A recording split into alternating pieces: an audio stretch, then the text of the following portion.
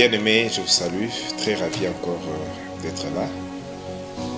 Aujourd'hui, nous continuons un peu à propos des 3 venues du Seigneur. Nous avons compris que Dieu a un plan, Dieu agit suivant un plan et que ce plan évolue.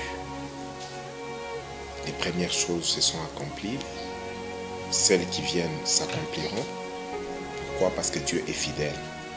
Nous avons dit que la première venue du Seigneur, c'est en tant que sauveur. Il devait naître comme un homme parmi les hommes, en Israël, à Bethléem, d'une vierge qui devait être enceinte, et selon ce qui est écrit aussi, il devait être de la postérité de David. Cette venue a inauguré une période, la période de la grâce. C'est la période qui va de la venue, de la première venue du Seigneur à la seconde venue.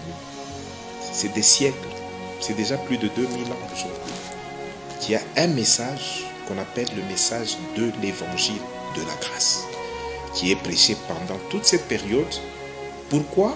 Pour que quiconque croit au Seigneur Jésus, qu'il ne périsse point, mais qu'il ait la vie éternelle. Bien-aimé dans le Seigneur, j'ai dit que chaque venue a ses retombées. La première venue, c'est une venue de salut.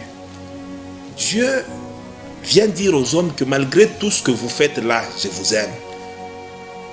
Et il a conçu lui-même un plan de salut, un plan de rédemption. Il a initié lui-même. Pendant ce temps, les hommes aussi se battaient de leur côté pour savoir comment ils peuvent être sauvés. Mais Dieu, de son côté, a initié le plan du salut.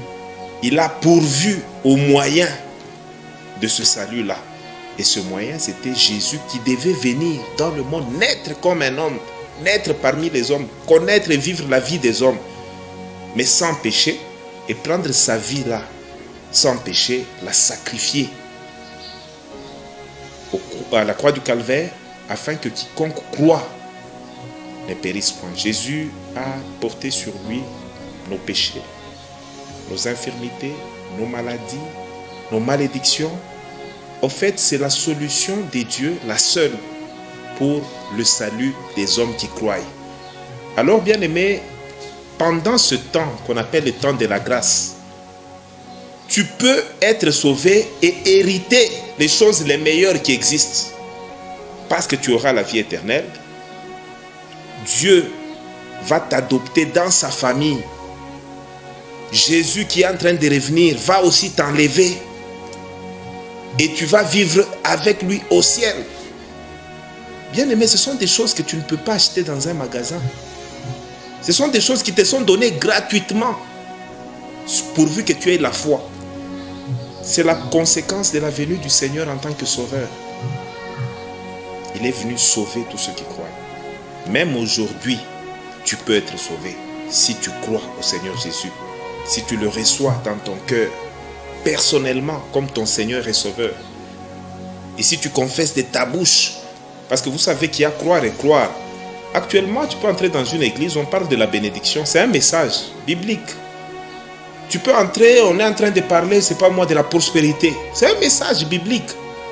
Mais le message par excellence, c'est celui de l'évangile qui présente Jésus. Jésus venu dans la chair. Jésus qui a donné sa vie à la croix. Jésus qui a versé son sang. Jésus qui a pris ta place de pécheur.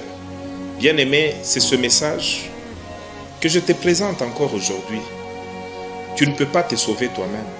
Ni l'éducation, ni le caractère, bon soit-il, ni l'appartenance à une famille, ni même les bonnes œuvres, rien ne peut te sauver. Ce qui va te sauver, c'est la foi en Jésus-Christ. Crois au Seigneur Jésus-Christ. Reçois-le dans ton cœur. Laisse-le conduire ta vie. Tu seras sauvé. Tu vas être héritier de Dieu et co-héritier de Christ. Tu vas hériter quoi? 1. La vie éternelle.